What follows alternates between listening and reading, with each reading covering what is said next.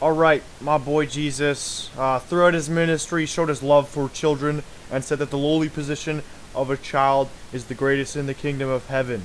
Throughout the Bible, there are great examples of children or young adults doing some extraordinary things, such as David defeating the Palestinian warlord Goliath in combat, cutting off his head. Miriam, who was Moses' oldest sister, who pleaded to the Egyptian rulers to let Moses' mother be able to nurse Moses for his earlier years, and the Mother Mary, who obviously bore the Son of God. However, the Children's Crusade is not an example of God using children to do his works. For context, there have been a total of 4 crusades before the event of the Children's Crusade, so people were still very, very, very eager to beat up the Muslims and retake the holy city of Jerusalem. Some might argue that the first crusade was a success since they did end up capturing Jerusalem, but would later be recaptured years later. Even without counting that all the other crusades were major failures. Even though the crusades kept failing afterwards, all it did was fan the flames of massive religious rage. People were desperate to gain back the holy city, so it wouldn't be surprised if people came together to try to assemble another fleet of knights. Just 8 years after the end of the Fourth Crusade, 2 separate organizations of people would gather together in hopes of starting a crusade, all within the same year. However, these organizers would just be children. The rages aren't exactly described in the historical accounts that we have of this crusade, but many might argue that they were around 12 to 14, and others might argue that they were a little bit older, around young adults. The words that were used to describe these young crusaders caused a dispute. The Latin words for boy and girl are pueri and puelle, were used frequently to describe the crowd. The children were also partaking in the crusader's oath, which you had to be 14 in order to be binding. The argument of how old the children is pretty clear cut, since the church recognized their vows as valid, meaning they had to be at least 14. The Children's Crusade consisted of 2 movements, which each led by 2 different children.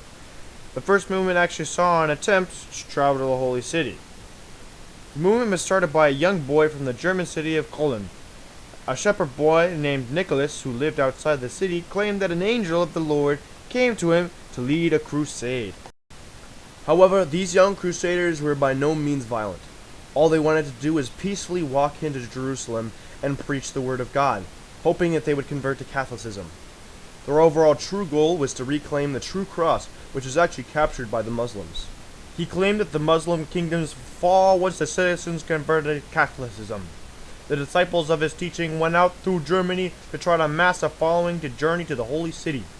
Wearing the sign of the cross and carrying banners, the growing crowd made its way up the Rhine and crossed the Alps into Lombardy. His followers had to split into 2 groups to manage their way through Europe's naturally formed bunker, Switzerland. According to some sources, around 2 out of 3 children died on this trip, and many decided that the cause wasn't great enough to die for, so they went back home. Around 7,000 children arrived in Genoa in late August. However, the number probably started around 30,000, but here's the big kicker. Nicholas claimed that the angel told him that once the children arrived at the Mediterranean Sea, the waters would dry up, allowing them to walk over to Jerusalem, just like Moses did with the Red Sea.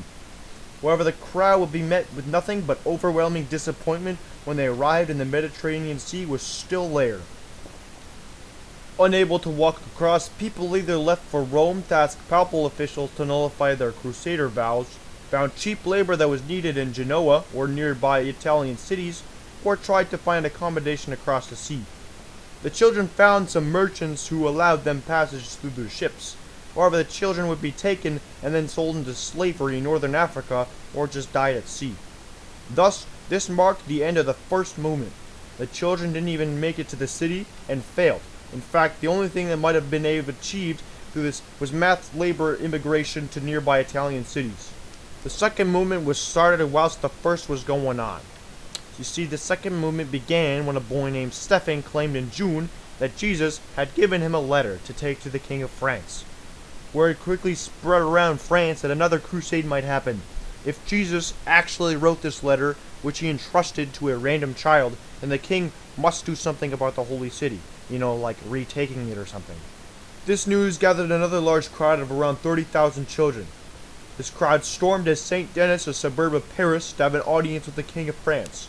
It is unknown if these children, under the leadership of Stephen, actually got a meeting with the king. Heck, if the king actually saw the note.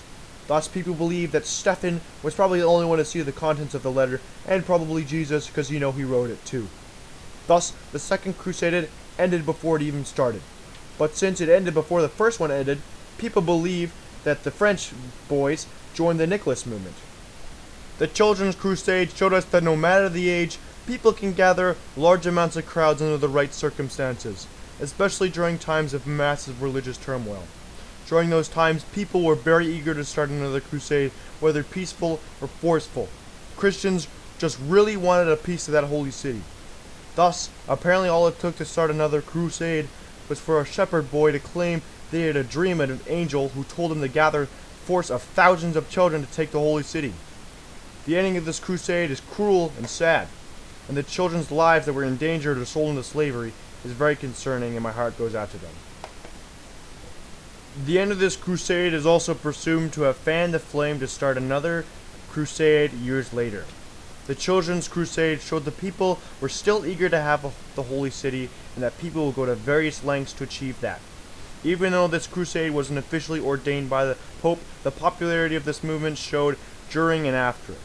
With thousands of children joining the crusade, it was only a matter of time before the next one started. So, now, what happens when a bunch of children get together and try to start up a crusade?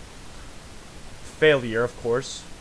Which, if you put it against what the adults did, it doesn't really seem all that bad because there were so many failures. So in a sense, the children were just following the example of the adults.